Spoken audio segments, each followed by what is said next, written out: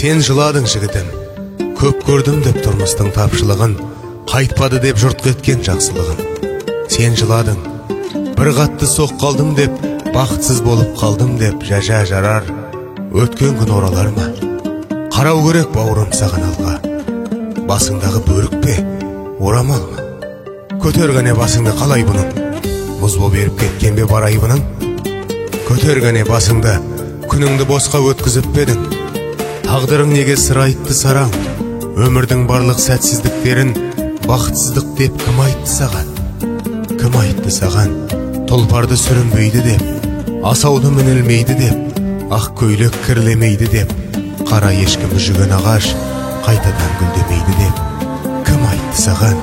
Жұрттың бәрі мейірбан арайлы деп, жұрттың бәрі шындықты қалайды деп, биікті ардақтайды, асылды қорлатпайды деп. Қиналып бекер алаңдадың ау, ойыңды шығар өріске. Өзіңе айтшы ғаламда мынау жеңудің бәр жеңіс пе? Жігітке арман жеткізіп беді, өз сорын өзі жеңбесе, өмірдің барлық сәтсіздіктері бақытсыздық емес, ендеше.